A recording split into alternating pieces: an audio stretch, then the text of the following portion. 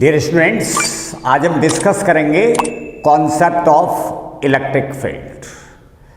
We know that electrostatic force acts between two charged particles even without any direct contact between them। दो charge particles के बीच electrostatic force, जो कि attraction भी हो सकता है, रिपल्सन भी हो सकता है, ये काम करता है जबकि दोनों चार्ज पार्टिकल्स एक दूसरे के डायरेक्ट कांटेक्ट में नहीं होते।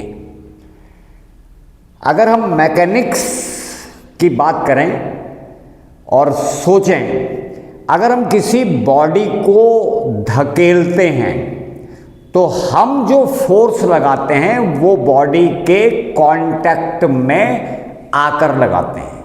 अगर हम कहीं पर किसी बॉडी को हमें धकेलना है तो हम बॉडी के कांटेक्ट में जाते हैं, या फिर कोई हैवी बॉडी है उसको रस्सी से खींचते हैं, मीन्स हमारा एनीवे डायरेक्ट कांटेक्ट होता है बॉडी के साथ में।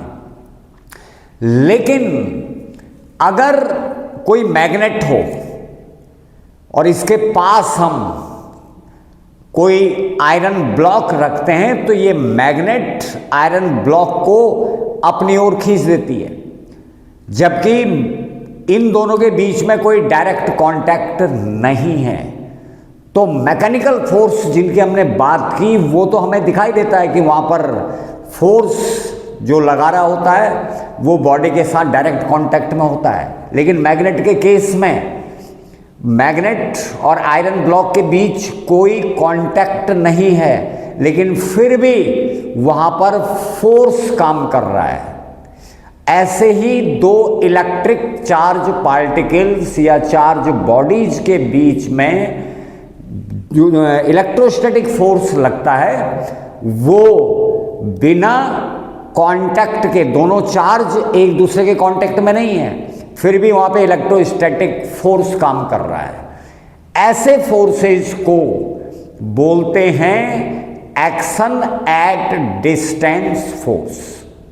जहां पर दो बॉडीज के बीच कांटेक्ट नहीं है लेकिन वहां पर कोई फोर्स काम कर रहा है, तो ऐसे फोर्स को बोलते हैं एक्शन एट डिस्टेंस। दूर से एक्शन हो रहा है बिना डायरेक्ट कांटेक्ट के, एक्शन एट डिस्टेंस फोर्स। तो एक्शन एट डिस्टेंस फोर्स का नेचर समझने के लिए ही इलेक्ट्रिक फील्ड का कॉन्सेप्ट आया।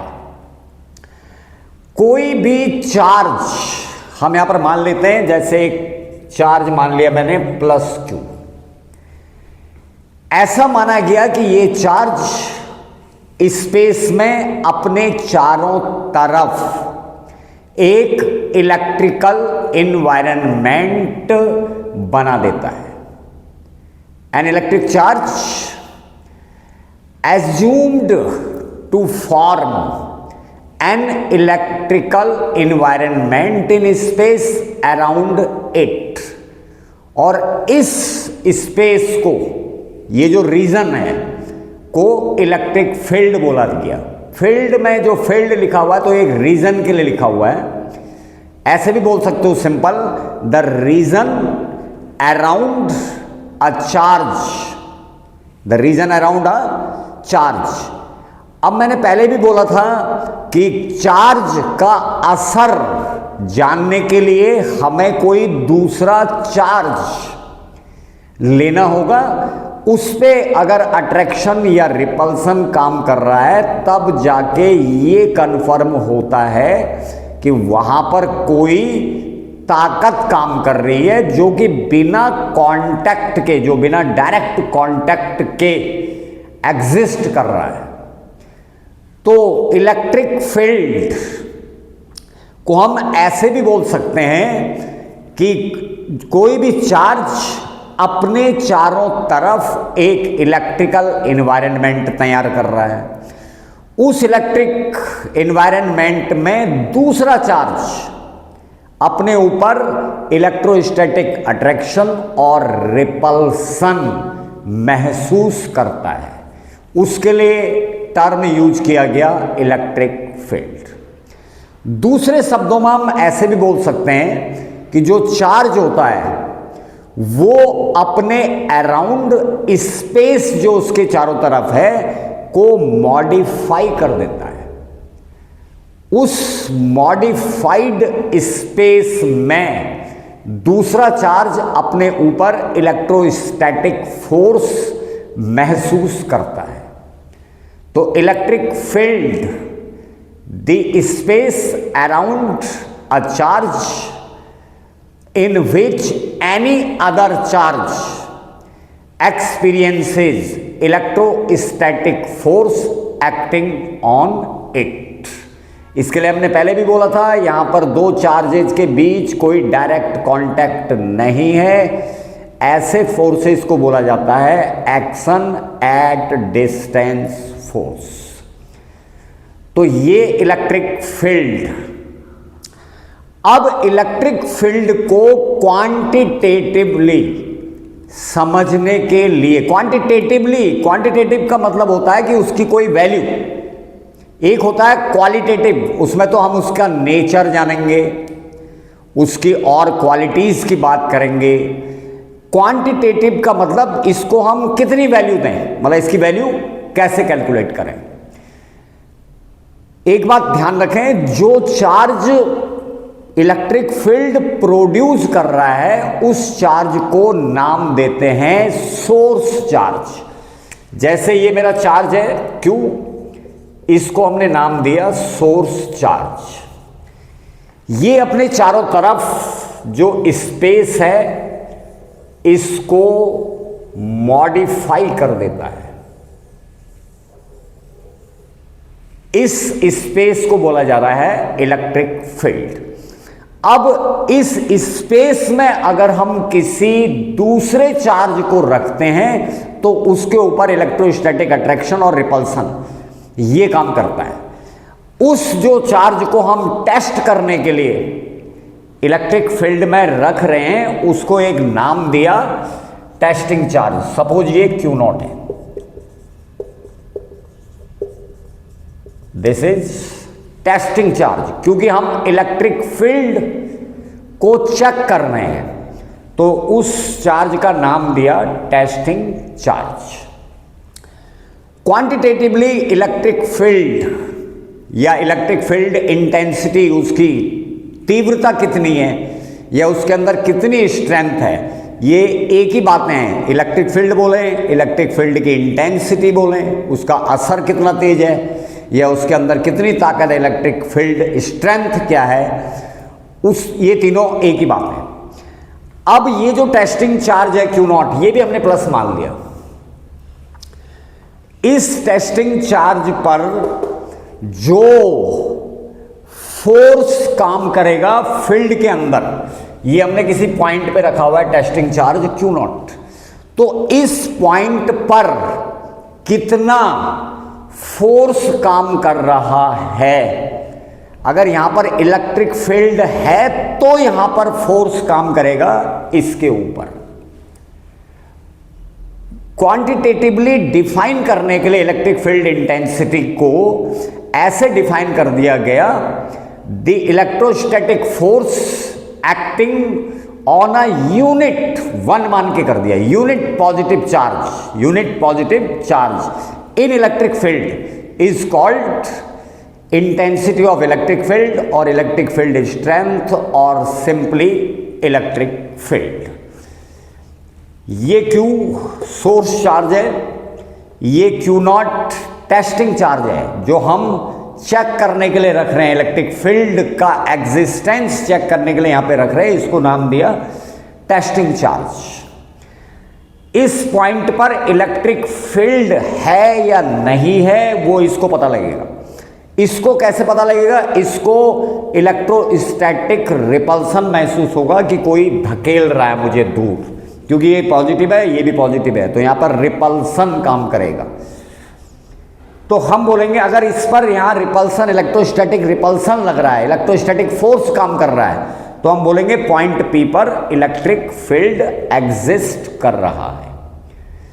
क्वांटिटेटिवली अगर हमने यहाँ पे Q0 चार्ज रखा तो हमें क्वांटिटेटिवली इलेक्ट्रिक फील्ड को डिफाइन करने के लिए उसकी इंटेंसिटी को, उसकी स्ट्रेंथ को यूनिट पॉजिटिव चार्ज यहां पर मान लेते हैं। अब माना हमने यहां पर Q0 रखा तो Q0 पे फोर्स लग रहा है सपोज F, तो एक कूलम्ब पे कितना लगेगा डिवाइड हो जाएगा Q0 से। This is electric field strength और इलेक्ट्रिक फील्ड इंटेंसिटी और सिंपली इलेक्ट्रिक फील्ड। ये भी वेक्टर क्वांटिटी होती है। Electric field is vector quantity. Force की यूनिट न्यूटन, चार्ज की यूनिट कूलम, न्यूटन पर कूलम, ये इसकी यूनिट हो जाएगी इलेक्ट्रिक फील्ड की। डेफिनेशन वैसे तो रटना नहीं चाहिए लेकिन यूनिट से ही हमें पता चल रहा है, न्यूटन पर coulomb it means electrostatic force experience by a unit charge in electric field is called intensity of electric field। intensity माने उसका असर कितना तेज है। अब अगली चीज, इलेक्ट्रिक फील्ड वेक्टर क्वांटिटी है, क्योंकि फोर्स वेक्टर चीज है तो इलेक्ट्रिक फील्ड भी वेक्टर क्वांटिटी है। अब ये जो इसका इलेक्ट्रिक फील्ड है, सोर्स चार्ज का जो इलेक्ट्रिक फील्ड है वो हर पॉइंट पर अलग अलग होता है। ये चारों तरफ होता है, ये चार्ज कहीं भी रख सकते हैं हम टेस्ट करने के लिए। तो जो ये इलेक्ट्रिक फील्ड है वो इलेक्ट्रिक फील्ड की value point two point change होती रहती है। माना हम यहाँ पर इस चार्ज को रख देंगे Q0 तो यहाँ पर अलग है, इस जगह कर देंगे यहाँ पर अलग है, यहाँ रख देंगे यहाँ पे अलग है, यहाँ रख देंगे यहाँ पे अलग है।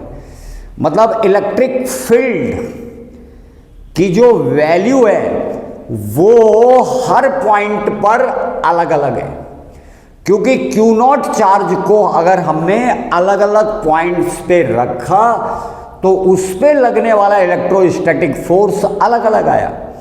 इसका मतलब ये हुआ कि इलेक्ट्रिक फील्ड की जो वैल्यू है वो हर पॉइंट पर अलग अलग है।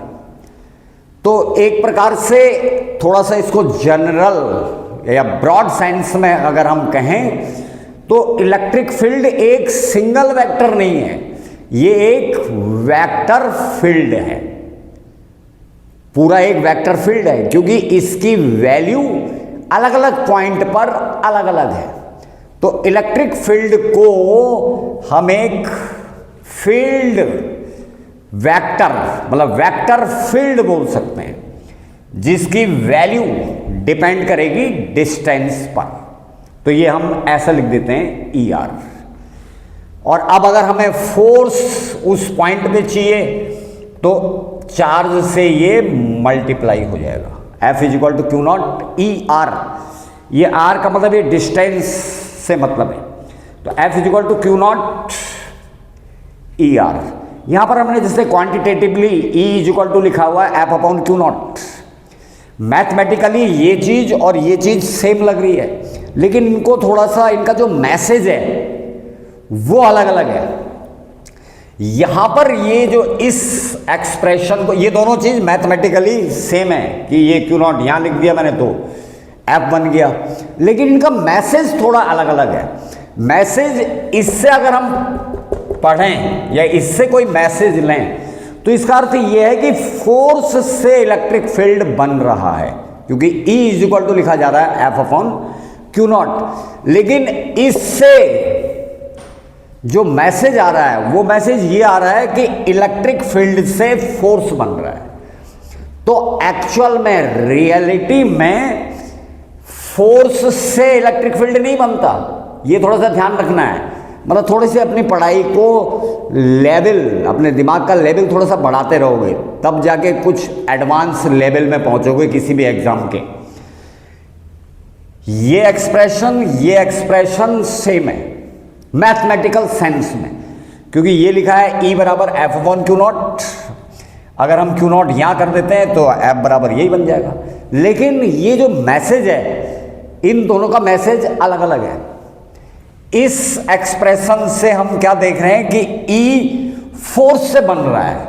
अगर हम इसको पढ़ेंगे तो इसका अर्थ ये निकल के आ रहा है कि जो इलेक्ट्रिक फील्ड है वो फोर्स से बन रहा है, और इस एक्सप्रेशन से ये मैसेज मिल रहा है कि फोर्स इलेक्ट्रिक फील्ड से पैदा हो रहा है। तो ये वाला मैसेज इसमें ट्रू है। फोर्स से इलेक्ट्रिक फील्ड नहीं बनता, इलेक्ट्रिक फील्ड से फोर्स बनता है, क्योंकि जब इस चार्ज का जो फील्ड है जिसको हम इलेक्ट्रिक फील्ड बोल रहे हैं, वहां पर जब टेस्टिंग चार्ज रखा तो जाके उस पर फोर्स काम किया। तो फिजिकल सिग्निफिकेंस थोड़ा समझना है। एफ इलेक्ट्रिक फील्ड से पैदा हो रहा है, फोर्स इलेक्ट्रिक फील्ड से पैदा हो रहा है, न कि फोर्स से इलेक्ट्रिक फील्ड पैदा हो रहा है। ये चार्ज यहां पर हो या न हो, इलेक्ट्रिक फील्ड यहां पर एग्जिस्ट कर रहा है। क्यू नॉट को तो हमने टेस्ट करने के लिए रखा कि वहां पर कोई फील्ड है या नहीं, का मतलब वहां पर चार्ज क्यू का असर हो रहा है या नहीं हो रहा है। तो हम इसको पढ़ें, यहां पर फोर्स इलेक्ट्रिक फील्ड से पैदा हो रहा है, इलेक्ट्रिक फील्ड प्रेजेंट है इसके चारों तरफ, और ये बहुत दूर तक भी हो सकता है, इसीलिए बोलते हैं इसे action at distance force.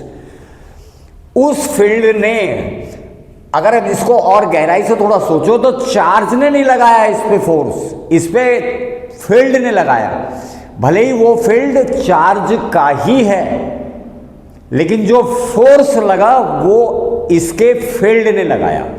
It means इसको महसूस होने वाला जो फोर्स है वो इलेक्ट्रिक फील्ड की वजह से पैदा हुआ। तो चाहे क्वांटिटेटिवली ऐसे लिख लें या ऐसे लिख लें, लेकिन थोड़ा दोनों को पढ़ने का, दोनों का जो फिजिकल सिग्निफिकेंस है वो क्या है, तो फिजिकल सिग्निफिकेंस ये सही है।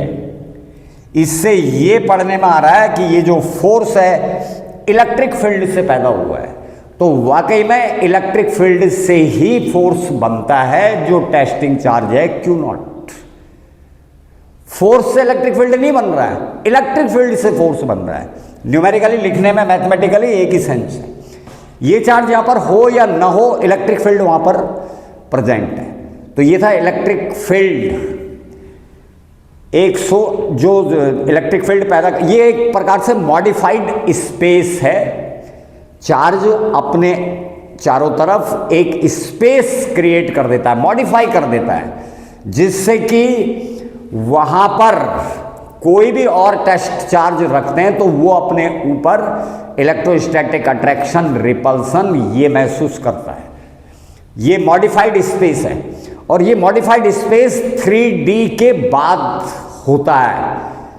इस 3 डायमेंशनल तक हम स्पेस बोल लेते हैं, लेकिन मल्टी डायमेंशंस भी होती हैं। आगे आगे जब पढ़ोगे, वो थोड़ा बड़ी कक्षाओं में है, मल्टी डायमेंशनल स्पेस को हम टेंसर बोल देते हैं। तो जो मॉडिफिकेशन हो रहा है ये 3 डायमेंशन के ऊपर होता है। इलेक्ट्रिक फील्ड के बारे में हमने ये एक्सप्लेन किया। इसके बाद हम एक्सप्लेन करने वाले हैं concept of electric flux.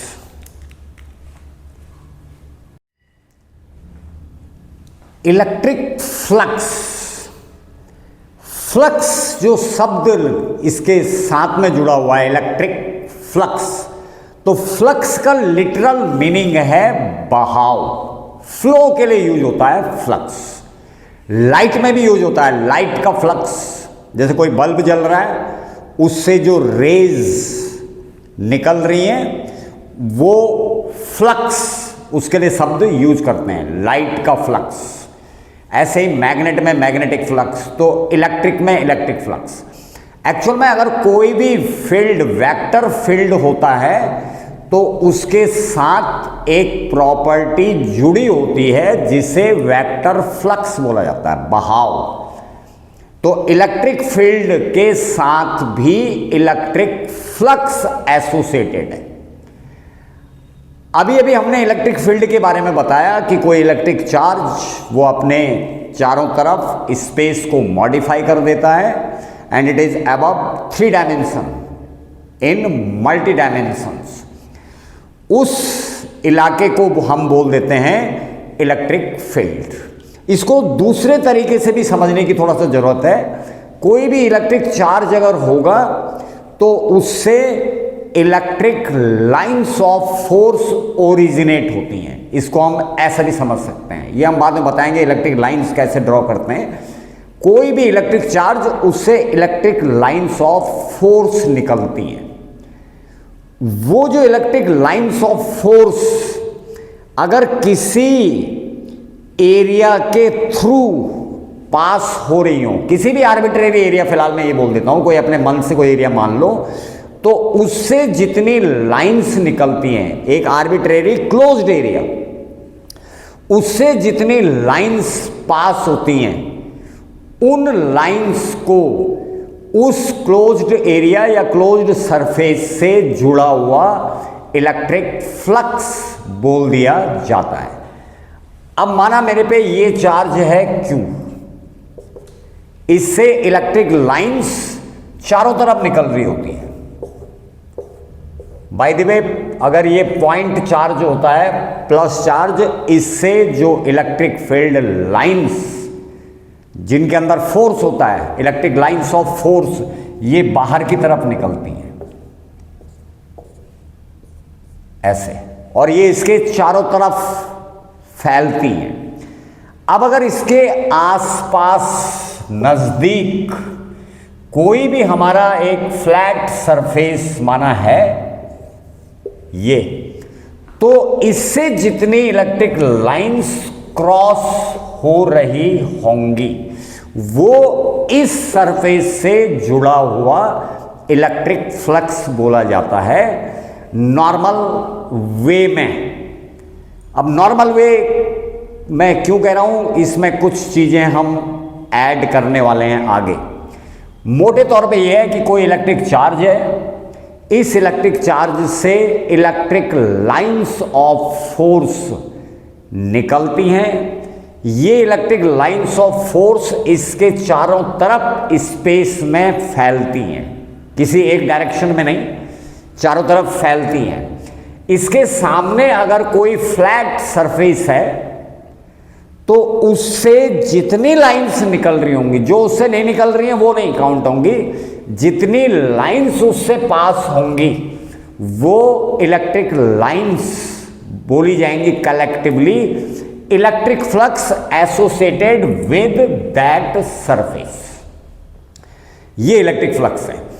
Light में भी इलेक्ट्रिक फ्लक्स होता है। माना यहां पर मैं लाइट बल्ब और यहां पर एक सरफेस रख दूं, कोई भी सरफेस, फ्लैट सरफेस, तो इस बल्ब की रोशनी तो चारों तरफ जा रही है, उससे जितनी क्रॉस होंगी, उस एरिया से जितनी लाइट रेज क्रॉस हो रही होंगी, उससे जो पास होंगी, उसको बोलेंगे electric flux associated with that surface.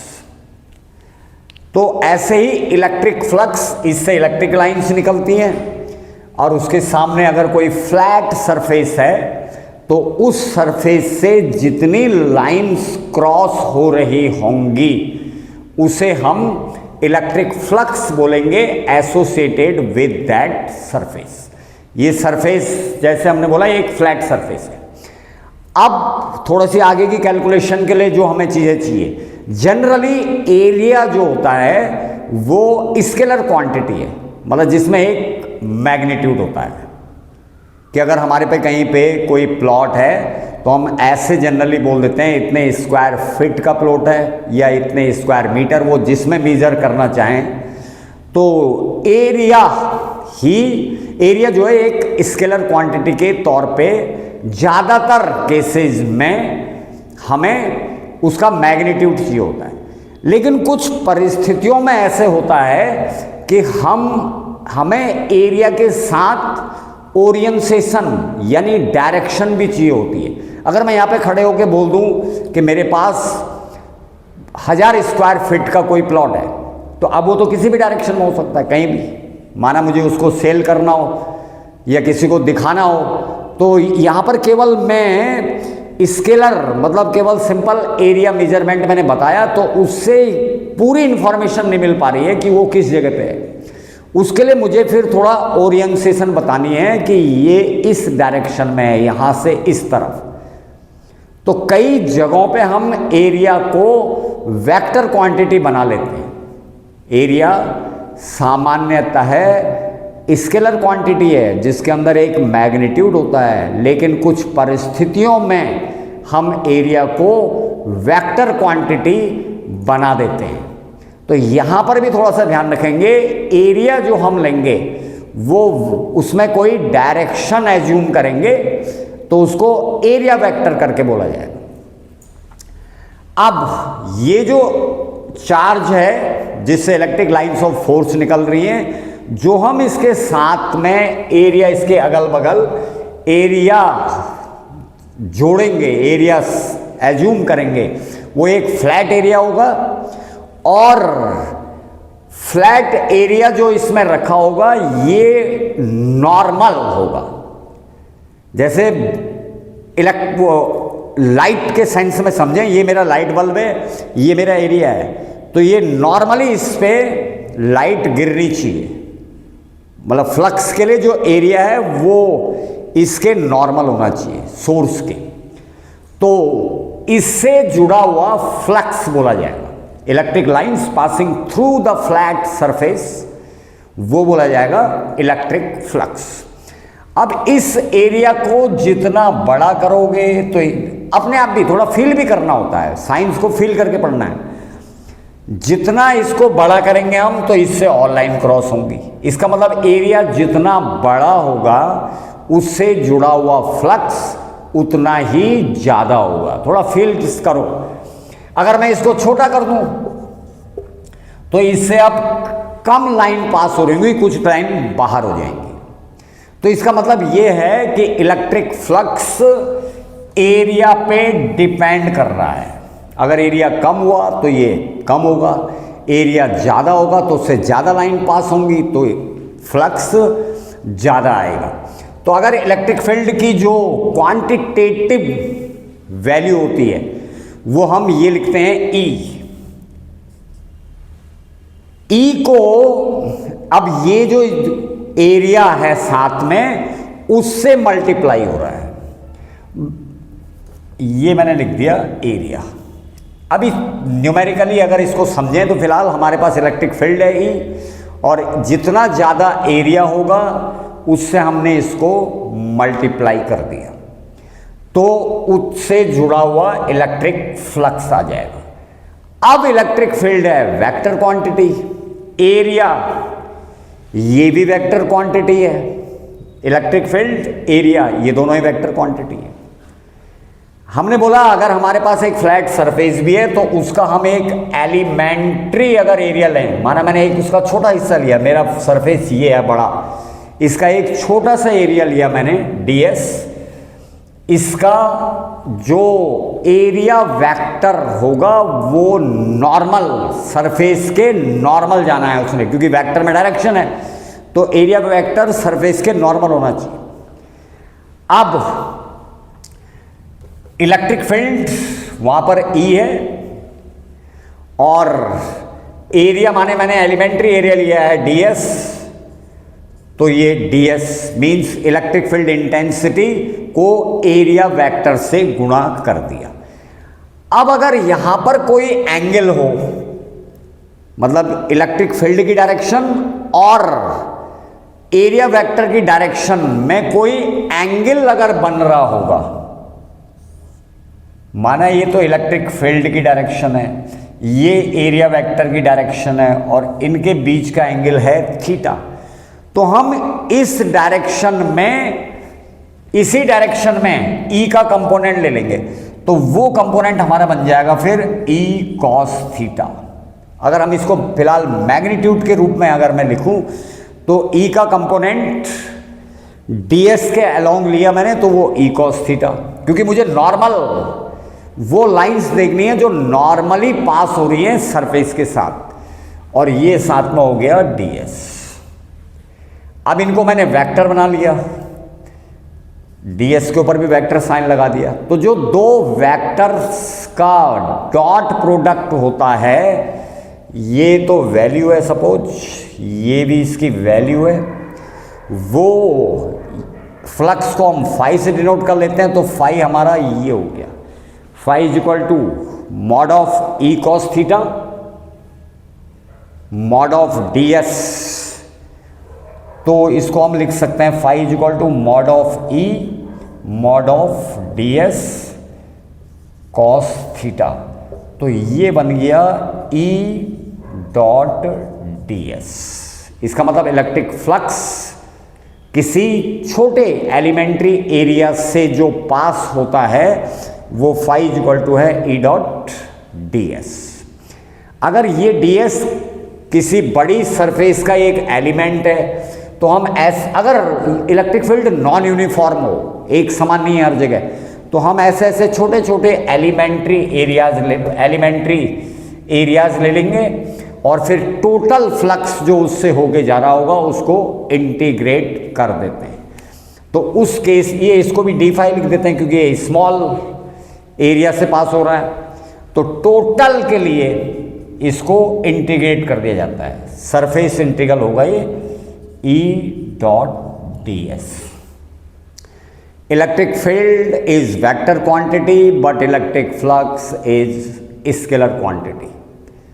Electric flux associated with a flat surface is passing normally outwards. ये बहुत ध्यान रखना है कि नॉर्मली आउटवर्ड्स जो पास होगा मीन्स, जैसे मैंने लाइट में बोला, लाइट और जो सरफेस है वो जो उस पर लाइट गिरनी चाहिए वो नॉर्मल गिरनी चाहिए। तो यहां पर लाइट की जगह पे इलेक्ट्रिक फील्ड, तो जो लाइंस नॉर्मली इससे पास हो रही होंगी सरफेस से, वो फ्लक्स बोला जाएगा, उस सरफेस से जुड़ा हुआ फ्लक्स।